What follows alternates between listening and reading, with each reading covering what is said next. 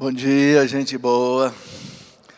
É uma alegria poder estar aqui mais uma vez nesse rincão, para a gente conversar um pouco sobre um assunto muito importante. Domingo é Dia dos Pais, não é? Então, está aí, o tema está dado, o Dia dos Pais, a paternidade. Como é bonito ser pai, como é bonito ser mãe. Está falando do pai, está falando da mãe também, né? Porque quando a gente é pai e mãe, a gente participa da obra de Deus, né? De gerar o ser mais importante que tem na Terra, que somos nós, homens e mulheres. Santo Irineu de Lyon, mártir lá do século II, da França, Santo Irineu dizia que o homem é a glória de Deus.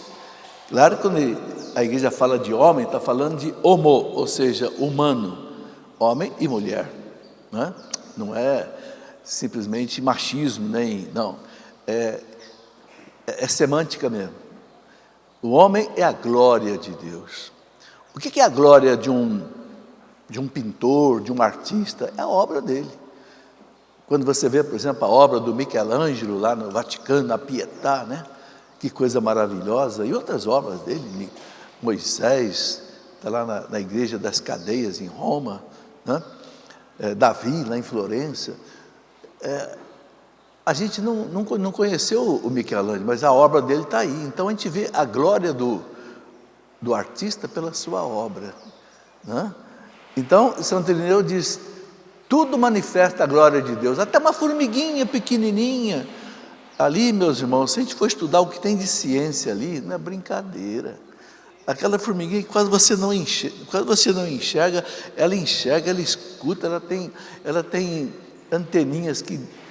Quem é que fez tudo isso, meu Deus?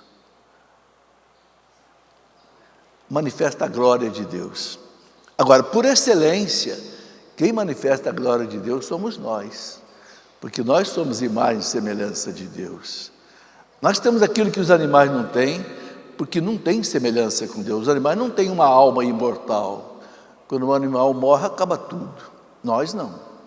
Temos uma alma imortal, que nela tem os atributos que Deus nos colocou nela: inteligência, liberdade, vontade, memória, consciência, né? Coisa maravilhosa que nós somos, né? E Deus nos deu a graça de nós gerarmos os nossos filhos. Aí está a grandeza da paternidade. O Catecismo da Igreja diz que nós somos co-criadores. Ou seja, Deus não quis Ele criar todos os homens, que nem Ele fez Adão. Adão teve que fazer sozinho, porque Adão não teve pai, nem mãe, né? Mas a partir de Adão e Eva, pronto, Deus não quis fazer mais ninguém, deixou que nós reproduzíssemos. Por isso que Deus disse para o casal, né? Crescei e multiplicai, sereis uma só carne, crescei e multiplicai, enchei a terra. Deus disse para o primeiro casal, e a terra está cheia hoje, né? Então a primeira coisa que eu queria destacar nessa reflexão é a grandeza de ser pai e de ser mãe. Eu queria ler para vocês algumas coisas que o nosso catecismo ensina para a gente sobre isso. Antes de eu falar um pouco sobre também os filhos, né? Aqui no catecismo da igreja, a partir do parágrafo 2366, quando ele começa a falar aqui da fecundidade do matrimônio, tem coisas muito bonitas que a igreja ensina aqui para nós. Por exemplo, diz assim, olha, a fecundidade é um dom, um fim do matrimônio, um fim, ou seja, um objetivo. A fecundidade, Deus quer que os casais tenham filhos, porque o amor conjugal tende naturalmente a ser fecundo. O amor tende a ser fecundo, o amor quer dividir aquilo que ele tem, né?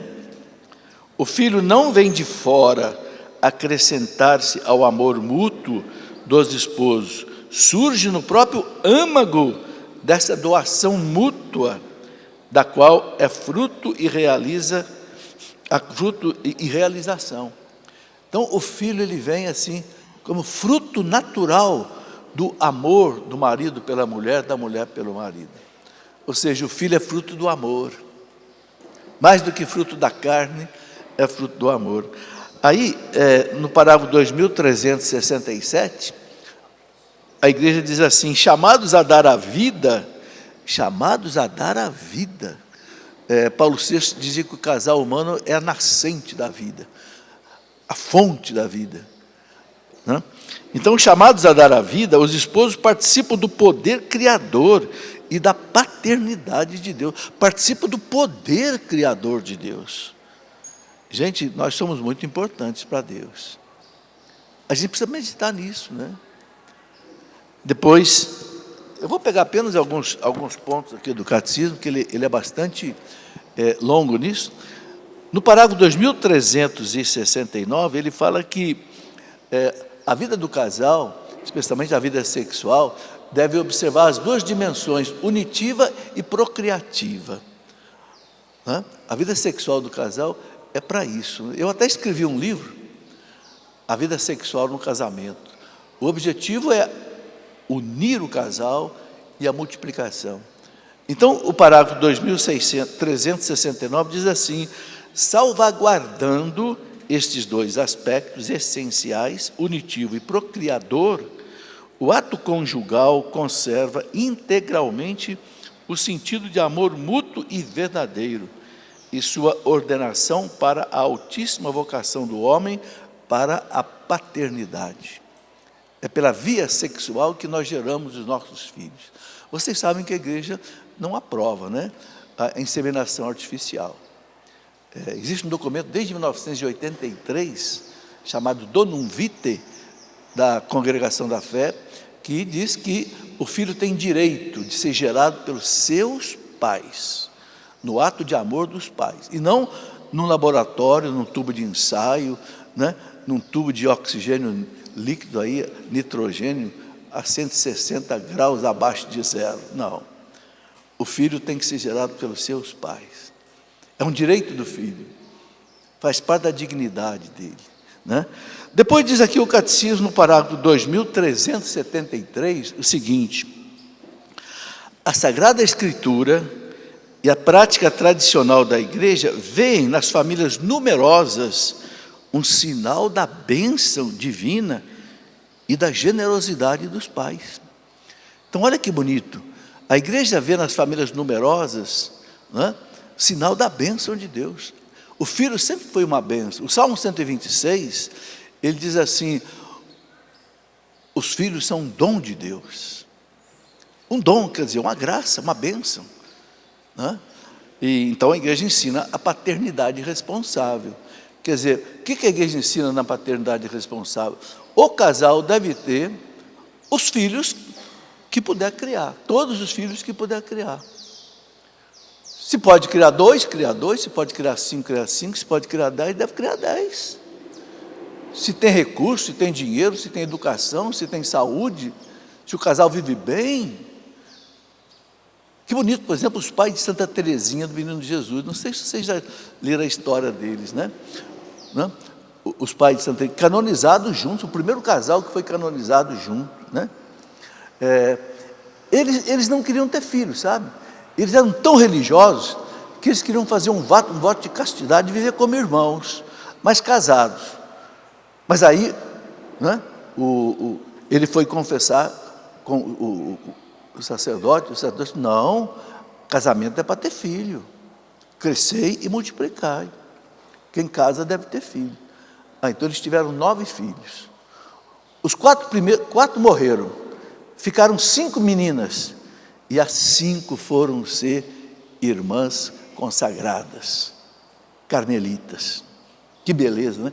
E uma santa, a última, né? A Teresinha, que foi a última, era muito doente, quase morreu quando nasceu. Teresinha, a última filha, foi ser santa. E se esse casal não tivesse filhos, né? Não sei se vocês já leram a vida de Santa Catarina de Sena, doutora da igreja. Sabe quantos filhos o pai dela teve? 25. E sabe qual era a Santa Catarina? A 25ª, a última. Engraçado, parece que o último, Deus tem uma certa predileção pelo último, né? O povo dizia, é a raspa do tacho, né? Gente, é muito séria essa questão. Bom, vamos escutar mais um pouquinho a igreja aqui, porque a igreja é a nossa mãe e mestra, né? Aí diz aqui, mais um outro parágrafo aqui. Ele diz assim que o filho não é algo devido, mas é um dom. Ninguém tem direito a ter um filho. Filho é um dom, ou seja, Deus doa para você. E você deve acolher. Né? Então, o filho não é algo devido, mas é um dom. O dom mais excelente do matrimônio. É uma pessoa humana. O filho não pode ser considerado como objeto de propriedade dos pais. Aqui conduziria o reconhecimento de um pretenso direito ao filho. Não. O filho não é nosso. O filho é de Deus. Por isso que os filhos vão embora logo para casa, né? Nós tivemos 5 filhos, olha, rapidinho foi tudo embora. Não deu 20 anos, já estava eu e a mulher sozinhos. E hoje ela foi também, agora eu estou sozinho mesmo. Já tem 13 anos que eu estou sozinho, eu e Deus. Né? Mas está aí a herança. 5 filhos, 12 netos. Sabe, gente, a beleza da paternidade. Né? Então, a gente deve pensar muito nisso. Né? E hoje nós estamos vivendo uma crise, gente, muito grande, vocês sabem, de natalidade. O mundo não quer mais ter filhos, vocês sabem disso. E os economistas já entenderam o problema gravíssimo que o mundo está enfrentando por falta de gente.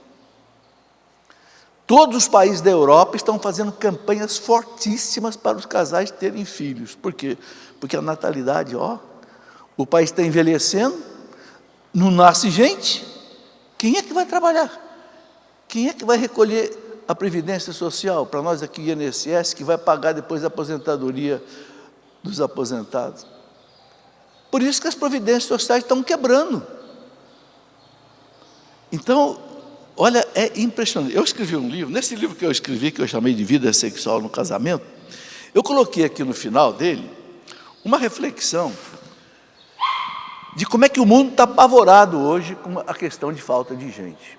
E é fácil de entender, gente. Para que a população se mantenha, cada casal tem que ter 2 filhos. Porque morre o pai, morre a mãe, se ele deixar 2 filhos, fica igual. Mas espera aí, mas tem gente que não casa, não tem filho. Então não é só 2, é 2,1 na média. O Brasil está com quanto? 1,7. Ou seja, a população do Brasil já vai diminuir. Não tem nenhum país na Europa que tenha 2,1. Está tudo com 1,3, 1,2, 1,4, 1,5. Ou seja, a população da Europa está extinguindo. E o que está acontecendo lá? Entrando muçulmano, entrando asiático, entrando africano. Por quê? Porque não tem mão de obra para trabalhar. E vocês estão vendo o problema que está dando na França, por exemplo. Os imigrantes, muito imigrante que entra assim, a imigração é boa, mas tem que prestar atenção que no meio de imigrante entra também gente que não é muito boa. Bom, isso é um problema sério. Olha, eu vou ler só para vocês aqui algumas manchetes, não vou ler a notícia porque é muita coisa, né? Veja algumas notícias que eu colhi da internet aí, olha. Governo japonês não consegue recuperar a natalidade. Gente, o Japão tem 330 pessoas por quilômetro quadrado. Você pensar 1 quilômetro quadrado? 1 quilômetro, 1 quilômetro, 1 quilômetro. O Japão tem 330 pessoas num quilômetro quadrado. Quantas pessoas o Brasil tem por quilômetro quadrado? 23, 24. Ou seja, o Japão é 6 vezes mais denso de gente. A densidade demográfica no Japão é 6 vezes maior que a do Brasil. Eu estive no Japão uma vez, até fui com o Padre Jonas pregar um retiro lá para os brasileiros no Japão. No Japão não tem fome, não tem favela, não tem endemias, não tem... 60% do Japão tem curso universitário, aqui no Brasil não chega a 10%. O que significa que bastante gente não significa pobreza, não. O Japão é o país mais denso do mundo, é um dos países mais ricos do mundo. Estão entendendo? A América Latina toda não passa de 20, 25, 30 pessoas por quilômetro quadrado. O Japão tem 330. E o Japão está fazendo campanha para aumentar a natalidade. Porque o japonês vive muito, então a população está ficando velha e precisa de gente nascendo. Isso é um problema mundial hoje. Olha aqui essa notícia. Aquela fábrica de máquina fotográfica, a Canon, fortíssima no Japão, a Canon lança medidas urgentes para que empregados japoneses tenham mais filhos. A Canon está dando feriado para os empregados ficarem em casa para ver se reproduz. Olha que ponto nós chegamos. Casais recebem para ter filhos. Por exemplo, o jornal português, Portugal Diário, publicou em seu site que os subsídios que o governo europeu estão dando para os casais para incentivá-los a terem mais filhos. Alemanha. O governo alemão decidiu atribuir um subsídio que pode chegar a 25 mil euros, porque nas últimas décadas as taxas de nascimento na Alemanha caíram a um ponto que autoridades consideram alarmante. Mesma coisa acontece na França, eu não vou ler tudo porque é muita coisa. Mesma coisa acontece na França, acontece na Suécia, acontece na Espanha, acontece em Portugal, o que mais? Acontece na Espanha. Olha essa notícia da Espanha. Espanha quer brasileiros para repovoar cidades fantasmas. O que são cidades fantasmas? Cidade que não tem mais gente. A cidade chegou a parar, não tem gente. Então, o governo espanhol está convidando brasileiros para ir para lá para ver se recupera a cidade. China incentiva casais a ter um segundo filho. Na China era política do filho único, né? Agora estão incentivando um terceiro, já estou falando que estão incentivando um segundo e um terceiro. Espanha ingressará na era glacial populacional em 2050. União Europeia terá mais mortes do que nascimentos. São só manchetes que eu estou lendo, tá? Província Rússia tem feriado para os casais procriarem. Na Rússia. Número de velhos ultrapassa o de crianças. É triste isso, gente. Você ter mais velho num país do que criança, isso é triste. Árabes aumentam na Europa. Aumento da população mundial não gera mais fome, diz o diretor da FAO. É uma mentira de que falta alimento no mundo. Não falta. Falta distribuição, mas o alimento não falta. A biotecnologia, a bioengenharia, a engenharia verde, multiplicou por 5, 6 a produtividade da agricultura. Um hectare de terra que dava 50 sacas de café, hoje dá 100, 200 sacas de café, por causa da qualidade da planta e por causa da fertilização. Bom, mas isso aí é só uma introdução para essa nossa conversa aqui. O que eu quero conversar um pouco é sobre os nossos filhos. Ser pai, ser mãe, é a gente educar os filhos, né? João Paulo II dizia que o ato de educar é o prolongamento do ato de gerar. Você gera e educa. É a missão dos pais. Então, eu queria falar rapidamente aqui, já que domingo é dia dos pais, eu queria falar um pouco para os filhos e queria falar um pouco para os pais. Para os filhos, eu vou pegar aqui na Bíblia, o livro do Eclesiástico, no capítulo 3. Gostaria que vocês lessem depois esse capítulo 3. Gente, é uma coisa impressionante. Esse capítulo 3, Deus promete 8 bênçãos para o bom filho, sabia disso? Eu vou ler para vocês aqui. Não se esqueça que os 10 mandamentos, tem 3 que se referem a Deus, né? Os 3 primeiros. Amar a Deus sobre todas as coisas, não usar o nome de Deus em vão, guardar o domingo, dia de festa, o direito de Deus. Aí vem depois os outros 7 sacramentos, que são como que os direitos do homem. E qual é o primeiro mandamento que encabeça a segunda lista? Né? Moisés recebeu 2 tábuas, as tábuas da lei. Uma tinha 3 palavras, a outra tinha 7. Qual é o mandamento que encabeça a segunda tábua? O quarto, honrar pai e mãe. É muito sério isso. Gente, honrar é uma palavra muito forte. Quando você quer honrar Nossa Senhora, para Jesus, você coloca flores, coloca uma coroa na cabeça dela, não é isso? Canta. Filho, honrar pai e mãe. Porque diz a igreja que o pai e a mãe representam quase que Deus na vida do filho. Por isso que o filho pede a bênção para o pai e para a mãe. Por quê? Não foi o pai e a mãe que deu a ele a vida, é o pai e a mãe que vai dar a bênção. Deus o gerou através dos pais. Então Deus também quer dar a bênção através dos pais. Sabia disso? A bênção dos pais não é retórica, não é simbólica, não. É real, é bênção de Deus. Bom, aqui no capítulo 3 do Eclesiástico, ele diz assim, vou ler algumas coisas que ele coloca aqui. Ouvi, meus filhos, os conselhos do vosso pai, segui-os de tal modo que sejais salvos. Olha, estou falando para os filhos agora. Ouvi, meus filhos, os conselhos do vosso pai, do pai e da mãe. É o paralelismo bíblico, fala de um, fala do outro, está falando dos dois. Né? Segui-os, não é só ouvir, é ouvir e seguir, de tal modo que sejais salvos. Opa! Então o conselho do meu pai me salva, salva sim, salva você da vagabundagem, salva você da droga, salva você do pecado, salva você de ser um menino bandido. É isso mesmo que a Bíblia está dizendo aqui. Ouvir os conselhos do seu pai e da sua mãe, segui-os, de modo que você seja salvo. Que coisa boa você ter um pai que dá conselho para você. Tem frase do meu pai que eu não esqueço nunca. Meu pai era um homem simples, estudou 4 anos só na vida dele. Mas aqueles 4 anos de primário, antigamente, meu pai lia qualquer tipo de jornal, lia até Rui Barbosa, impressionante.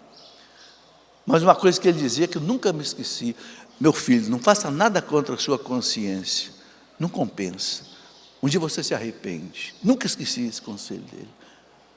Ouvi os conselhos de seus pais, segui-os de modo que sejais salvos. Que coisa boa, né? Eu tenho dó de uma criança que não tem pai, para poder dar bastante conselho para ele. Pois Deus quis honrar os pais pelos filhos e cuidadosamente fortaleceu a autoridade da mãe sobre eles. Olha aqui, cuidadosamente Deus fortaleceu a autoridade da mãe e do pai sobre os filhos. Então a autoridade do pai e da mãe não é uma autoridade usurpada, não, é uma autoridade que Deus te deu. E o filho tem que respeitar a sua autoridade. Tem muita criança hoje relaxada, desleixada, porque o pai não corrige, o pai não exerce autoridade sobre esse filho. Está vendo o filho fazer coisa errada e fica quieto, acha bonito, acha graça às vezes. Meu filho falar palavrão, acha bonito. Tem pai que leva o filho até para o pecado. Olha que bonito. Versículo 5, quem honra sua mãe é semelhante àquele que acumula um tesouro. Quem honra seu pai achará alegria nos seus filhos e será ouvido no dia da oração. Estou vendo as bênçãos? Eu falei para você 8 bênçãos. Vai contando aí, ó. Primeira bênção, quem honra sua mãe é semelhante àquele que acumula um tesouro. Então, se você honra sua mãe e seu pai, Deus vai te dar um tesouro. Que tesouro é esse? Graças, bênçãos. Quem honra seu pai achará alegria nos seus filhos. A maior alegria de um pai é se alegrar por causa de um filho que é exemplo, é bem comportado, um filho que forma numa faculdade, um filho que se casa, que alegria. Então o Eclesiastes está dizendo aqui, quem honra seu pai achará alegria nos seus filhos. E será ouvido no dia da oração. Olha, a terceira bênção. Porque você honra seu pai, você vai ser ouvido na sua oração. Deus vai ouvir a sua oração. Gente, como Deus cobre os pais de honra e exige dos filhos. Quem honra seu pai gozará de vida longa. Mais quarta bênção. Quem honra seu pai gozará de vida longa. Quem lhe obedece dará consolo à sua mãe. Quem teme o Senhor honra pai e mãe. Quem teme o Senhor honra pai e mãe. Agora eu gosto muito desse versículo aqui. Honra teu pai por teus atos. tuas palavras, tua paciência, a fim de que Ele te dê a sua bênção e esta permaneça em ti até o teu último dia. Vocês estão vendo que a bênção do Pai não é folclore?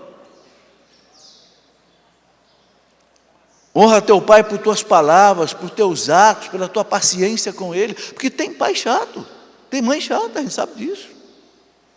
Mas de outras, você honra teu pai com tua paciência, com os teus atos, com tuas palavras, para que ele te dê a sua bênção e essa permaneça contigo até o último dia da sua vida. Oh, gente, se vocês têm filho, abençoe seus filhos. Se você tem pai, peça a bênção dos seus pais. Olha o que diz o versículo 11 aqui. A bênção paterna, a bênção do pai, da mãe, fortalece a casa dos seus filhos. A maldição de uma mãe a arrasa até os alicerces. Deus me livre um pai e uma mãe a amaldiçoar um filho. Santo Agostinho diz que no tempo dele, lá no norte da África, onde ele morava, ele conheceu 7 irmãos que foram amaldiçoados pela mãe. Diz que os 7 sofreram que nem condenados. Um deles, inclusive, Santo Agostinho conta, naquele livro dele, De Civitate, a Cidade de Deus, ele conta que um dos filhos desesperados se ajoelhou diante de um túmulo de um mártir, São Félix, que era mártir do Império Romano naquela época, implorou a Deus pelo sangue daquele mártir para ficar livre daquela maldição, e Santo Agostinho diz que ele ficou livre da maldição. Ele teve assim como que um desmaio ali em cima daquele túmulo. Quando ele levantou, ele sentiu que ele estava liberto. Gente, não é brincadeira a bênção do pai e da mãe, é palavra de Deus. A bênção do pai fortalece a casa do seu filho, a maldição de uma mãe arrasa até os alicerces. Arrasa até os alicerces, destrói a vida inteira. Eu me lembro quando eu era criança. Hoje que eu fico pensando, né? Quando eu era criança, nós éramos 9 irmãos. Eu tomava a bênção dos meus pais e da minha mãe 4 vezes por dia. Hoje que eu estou lembrando disso. Eu acordava, bença pai, bença mãe. Era benção, né? Nem benção não era benção. Deus abençoe. Ia para a escola, bença pai, bença mãe. Voltava da escola, bença pai, bença mãe. Ia dormir, bença pai, bença mãe. 4 vezes por dia. Se esse homem aqui não for abençoado, ninguém mais vai ser. Tomava bênção 4 vezes por dia. E bênção de beijar a mão, viu? Bênção de beijar a mão. Engraçado, eu ensinei isso para meus filhos. Vocês sabem que meus filhos, quando encontram comigo, beijam a minha mão? Eu nunca obriguei. Eu tenho uma médica, 2 dentistas, 2 engenheiros. Onde eles estão, telefona, pai, bênção, pai. Se está junto comigo, beija a minha mão. Eu nunca obriguei, mas eles entenderam isso daqui. Gente, é sério isso. Você que é filho, eu estou destacando isso daqui, porque eu acho isso muito importante. Depois, o Eclesiastes continua aqui dizendo assim, né? Meu filho, ajuda a velhice do teu pai. Gente, a gente só sabe o que é velhice quando a gente chega nela. Eu já estou no 74, eu sei o que é velhice. Você já não enxerga direito, não escuta direito, eu tenho aparelho de audição nos 2 ouvidos, já tem 4 implantes de dentes, ainda bem que eu tenho 2 filhos dentistas, né? As pernas já não, você já não consegue abaixar, tá, enfim, levantar sozinho. Meu filho, ajuda a velhice do teu pai, da tua mãe. Está aqui, ó, versículo 14. Não o desgostes durante a sua vida. Se seu espírito desfalecer, ele já está ficando com Alzheimer, já está ficando, né, fraco da cabeça. Sê indulgente. Não o desprezes porque te sentes forte, pois a tua caridade para com teu pai não será esquecida de Deus. Gente, que coisa, né? Como Deus ama os pais, viu? A tua caridade com teu pai chato, com a tua mãe chata. Tem, né, gente? Nós somos assim, né? Agora eu quero terminar esse versículo 3 com mais 3 bênçãos que tem aqui. Olha que interessante o que diz aqui o Eclesiastes. Versículo 16. Por teres suportado, uma palavra forte, né? Por teres suportado os defeitos da tua mãe, também do teu pai, né? Te será dada uma recompensa. Só que essas recompensas são 3. Primeiro, tua casa se tornará próspera na justiça. Segundo,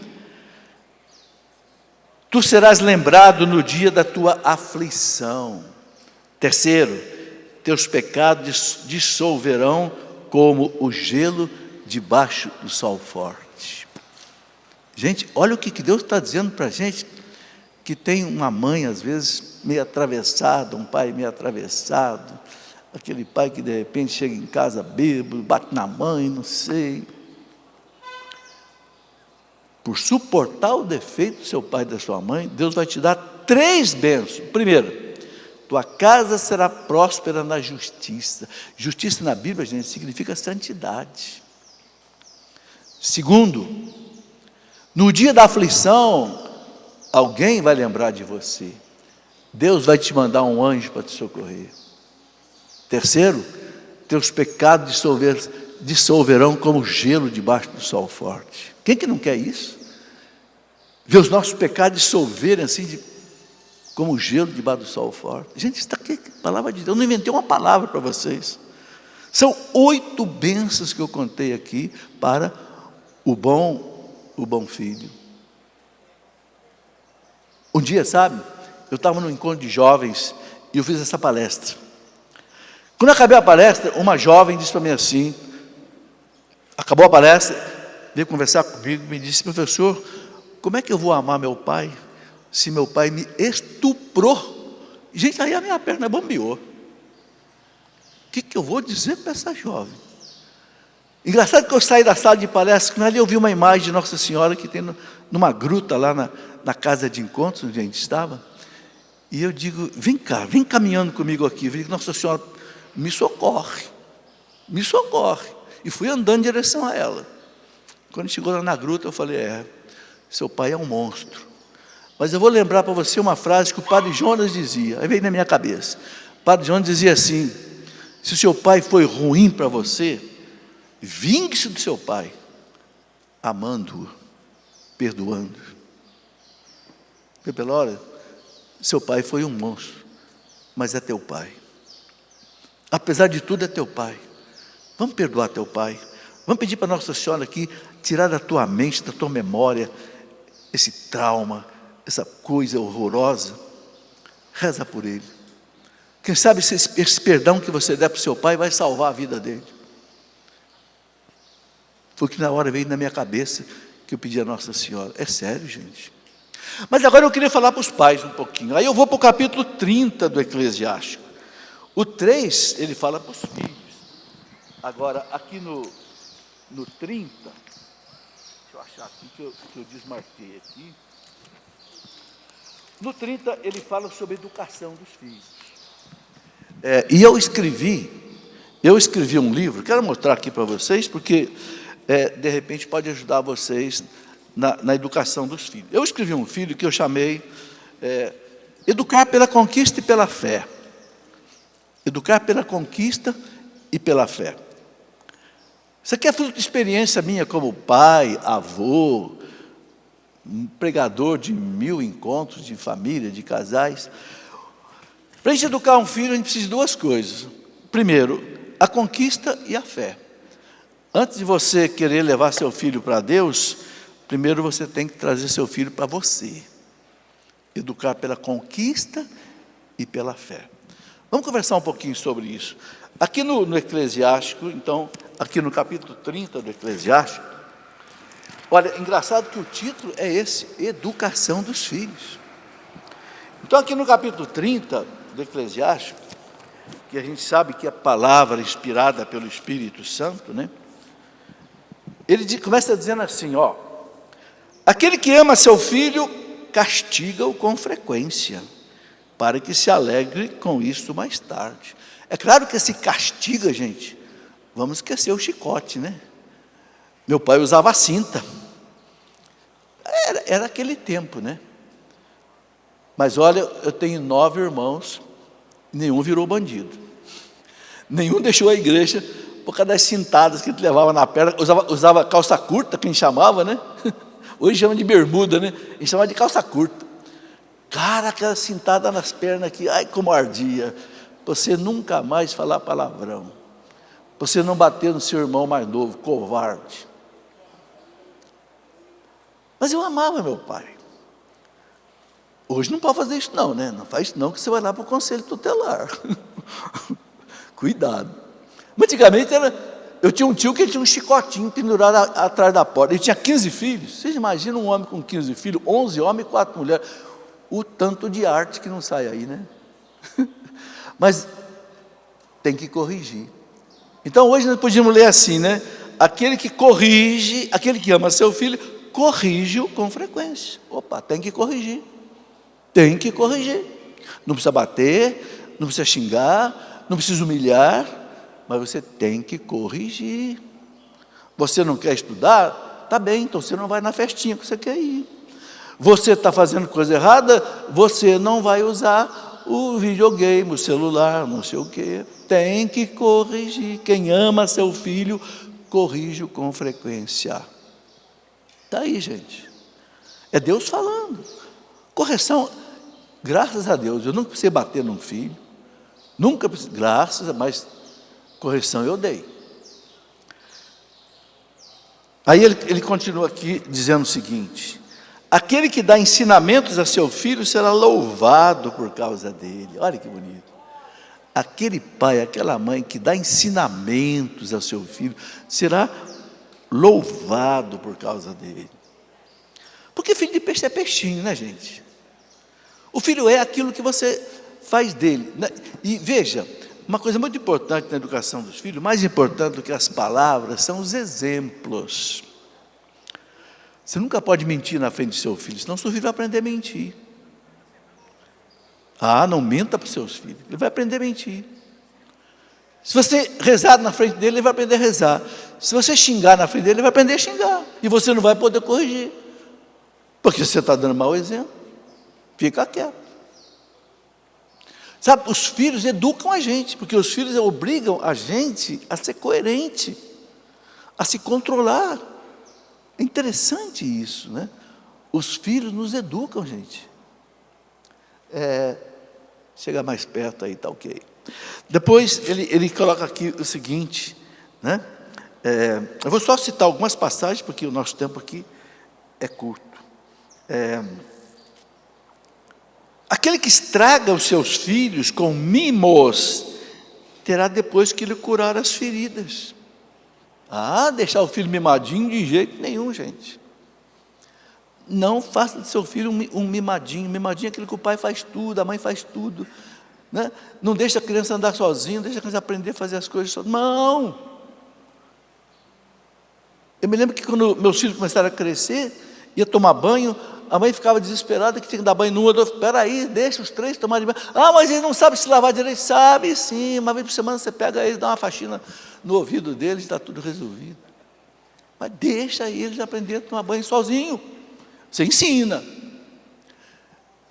É interessante como é que o eclesiástico, ele é psicólogo também, né?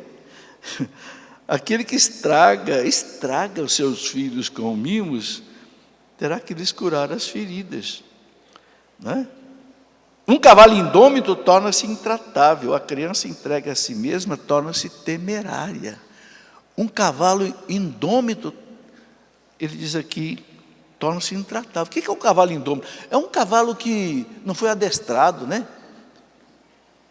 Não foi domado ainda. Então ninguém pode montar num cavalo desse, que ele derruba a gente. Ele diz, assim é uma criança que não foi educada. Torna-se intratável. Por que tem tanta criança bandida? Gente, você vê no celular hoje, na televisão, toda hora. Quem é que está assaltando, matando, roubando os outros? São os jovens. Não é isso que você vê toda hora na televisão, no celular? Mata para roubar um celular, mata. É jovem. Você não vê gente adulta e você não vê assaltando e roubando, é muito difícil. É jovens. A criança abandonada a si mesma torna-se intratável. De outras palavras, bandido. Vejam, gente, a importância do pai, a importância da mãe. É sério, né? Depois ele diz aqui, não lhe des toda a liberdade na juventude, não feches os olhos às suas extravagâncias. Gente, educar é a gente ensinar a criança a usar a liberdade. O dom mais excelente que Deus nos deu, mais do que a inteligência, mais do que a memória, mais do que é a liberdade.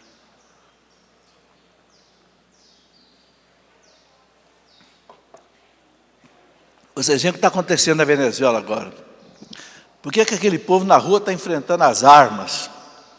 Porque o povo quer liberdade. O maior dom que Deus nos deu foi a liberdade. Tanto assim que quando você quer castigar uma pessoa, o que você faz? Põe na cadeia. Põe na cadeia. Tira a liberdade. Então, o que é educar? Educar é você ensinar a criança a usar a liberdade. Com responsabilidade e com verdade. A liberdade só é autêntica se ela respeita essas duas coisas. Ela respeita a responsabilidade e a verdade. 2 mais 2 igual a 4. É a verdade. Você chega para mim e fala assim, não, 2 mais 2 igual a 5. Não. Você não está sendo livre, você está sendo doido. Eu usar droga, cocaína, não sei o que mais, é bom. Não é bom, você sabe que não é bom, isso mata. Você não está sendo livre, você está sendo libertino. Quando você falsifica a verdade, você não está mais sendo livre, você está sendo libertino.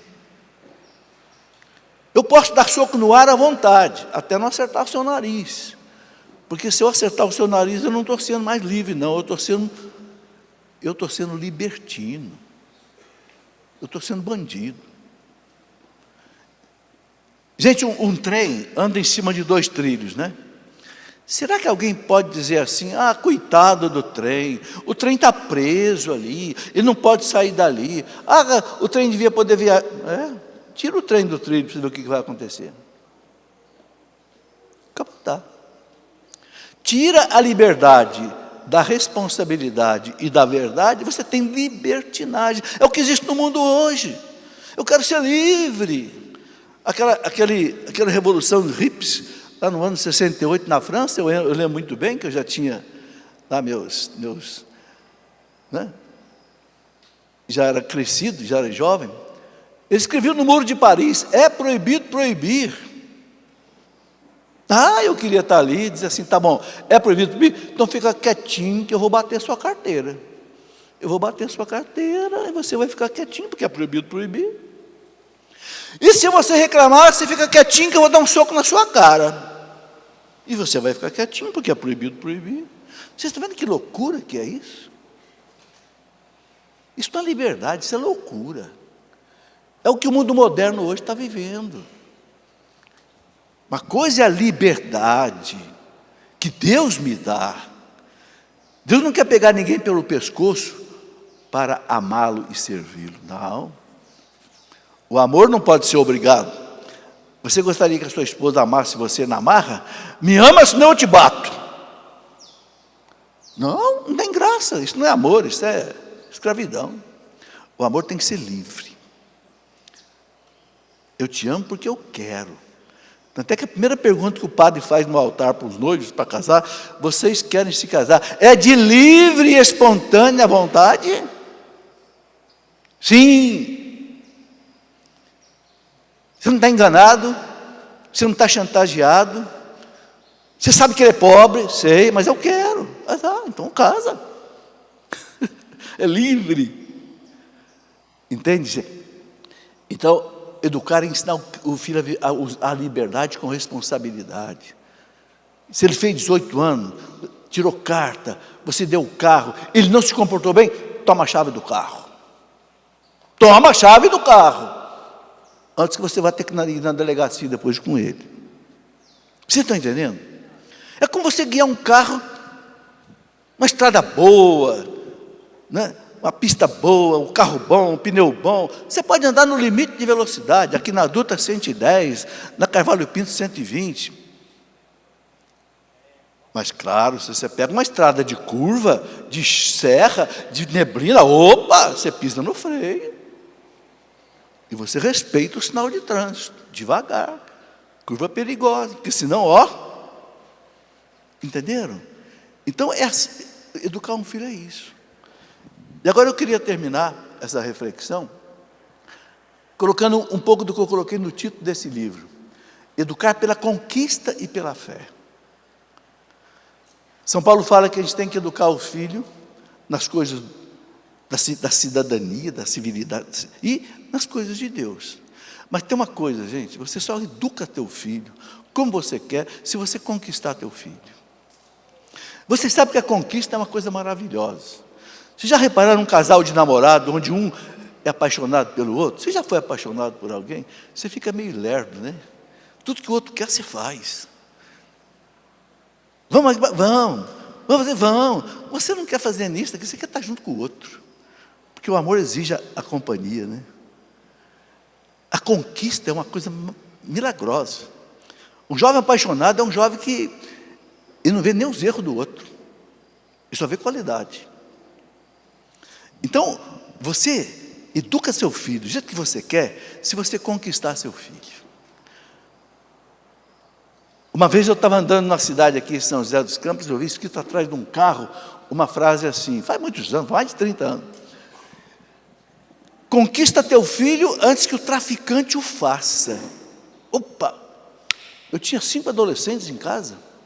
Conquista teu filho antes que o traficante o faça. O que é conquistar um filho? Então não pode deixar o traficante conquistar meu filho, porque o traficante tenta conquistar, né? Ele dá droga de graça, leva para passear, só que ele vai injetando a droga ali, assim. Conquista teu filho. Mas o que é? Será que eu vou ter que dar o tênis Nike da moda, a camiseta Nike, a bicicleta da hora? Estou roubado 5 filhos. Aí eu entendi que você não conquista o filho com aquilo que você dá para o seu filho. Você conquista o filho com aquilo que você é para o seu filho. Guarda bem isso. Você quer dar alguma coisa? Dê. Não pode dar muito para não estragar, né? Mas aquilo que você é para o seu filho. Um pai que o ama, um pai que o respeita, um pai que não humilha, um pai que não bate, assim. Entende? Tem que corrigir, não tem problema de corrigir, mas você vai corrigir com elegância. Tem que chamar a atenção do teu filho? Chama teu filho para o quarto, só você e ele. Você não vai chamar a atenção do teu filho na frente do outro irmão, que ele vai ficar humilhado. Você não vai corrigir seu filho na frente da namorada dele, que ele vai ficar humilhado e que vai ficar com raiva de você. Como é que você depois vai dar conselho para esse filho? Ele não vai te ouvir. Então, a conquista do filho, e você tem que gastar tempo com ele. Eu me lembro que um dia, eu tinha um filho que estava fazendo a faculdade, hoje já é engenheiro, faz muitos anos, aqui em Itajubá, na Escola Federal de Engenharia, onde eu fui professor 10 anos, depois eu saí, vim para o campo da USP aqui em Lorena, e esse filho meu entrou na faculdade no primeiro ano de engenharia, teve uma greve muito grande, a faculdade parou 3 meses. Quando as aulas voltaram, você já viu, né? O professor derrama a matéria, tudo. E meu filho um dia chegou em casa apavorado: pai, eu vou ter uma prova de física, era já fundador. Se eu não passar nessa prova aqui, pai, se eu não tirar, não sei quanto precisava, 9 para poder fechar, para não ir para exame e tal. E veio numa sexta-feira, ele morava em Itajubá. Mas peraí, o que você quer? Você quer que eu vá lá pedir nota lá para os seus professores? Que eu tinha, há pouco tempo que eu tinha saído de lá, conheci os professores dele. Ele disse: não, pai, é que o senhor é professor de física e a minha prova é de física, eu queria ficar o final de semana estudando com o senhor aí. Bom, isso aí eu posso fazer. Realmente eu era professor de física, muitos anos. Traga seus livros e tal, e vamos estudar. Eu passei o final de semana inteiro com ele estudando. Lembro direitinho, o livro do Halil Resnick, Física Geral. Me lembro até o assunto, né, dinâmica da rotação. Resolvemos todos os problemas. Quando ele foi embora, eu falei: olha, você vai embora, você vai tirar 10 nessa prova. Se só não tirar 10, você der bobeira. Invoca teu anjo da guarda, os santos da tua devoção, que você vai tirar 10 nessa prova. Você sabe tudo, porque destrinchou a matéria. Ele foi embora e tirou 9,5 na prova e fechou a matéria, passou de ano. Aí telefonou para mim segunda-feira, pai, não é porque não tinha celular ainda, né? Pai, tirei 9,5 na prova, pai. Meu amigo, essa nota é minha também, viu? Mas o que eu quero dizer para vocês? Eu não gastei um real com ele nesse final de semana, mas eu devo ter gastado umas 10 horas. Vocês entenderam? Eu disse, esse o traficante não leva, porque esse está aqui, ó. Hoje é um menino que tem mais de 40 anos, engenheiro, encontra comigo e beija a minha mão. Conquista teu filho. Depois você leva ele para Deus. Antes de você dizer para ele, Jesus te ama, eu te amo. Primeiro ele tem que experimentar que você o ama. Aí ele vai amar a Deus. Porque o filho que é conquistado pelo pai, quando o pai ajoelha, o filho ajoelha junto. Meu filho, vamos lavar essa louça aqui para a mãe? Vamos lavar, pai. Vamos lavar esse quintal aqui? Vamos, pai. Vamos andar de bicicleta? Vamos, pai. Você ganhou o coração. A conquista, você ganha o coração do outro. Entenderam? É isso, gente. Isso e muito mais coisa que nós temos que aprender para educar bem os filhos. Que Deus abençoe vocês, que Deus abençoe os filhos, Deus abençoe todos os pais que estão aqui, estão nos vendo pela rádio, pela televisão, pela internet. Deus abençoe vocês neste Dia dos Pais. Amém.